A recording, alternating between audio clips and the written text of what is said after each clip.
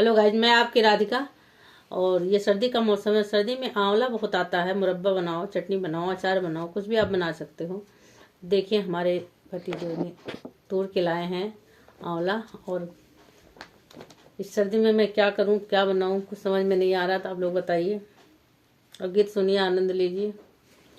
सैया तूरी लावा यमरा बनाई चटनी, सैया तूरी लावा यमरा बनाई चटनी, बनाई चटनी, हाँ बनाई चटनी, सैया तूरी लावा यमरा बनाई चटनी, सैया तूरी लावा यमरा बनाई चटनी, यही सरदी माँ पड़त खटनी, सैया तोरी लावा यमरा बनाई चटनी, सैया तोरी लावा यमरा बनाई चटनी।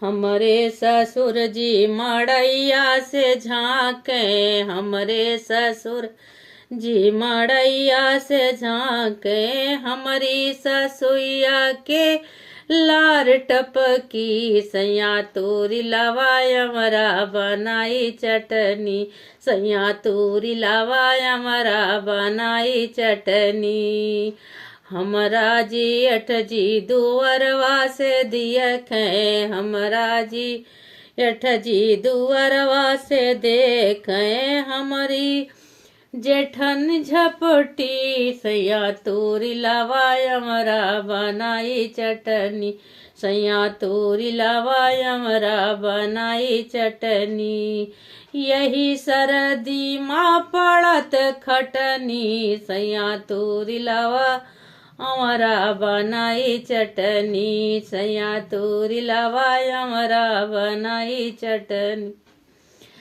देवराजे हमरे अंगुलिया चाटे, देवराजे हमरे अंगुलिया चाटे, छोटकी नदिया कटोरिया लई झपटी, सैया तोरी लावा यमरा बनाई चटनी, सैया तोरी लावा यमरा बनाई चटनी, यही सरदी माँ पड़त खटनी, सैया तोरी लावा यमरा बनाई चटनी, सैया तोरी लावा यमरा बनाई चटनी।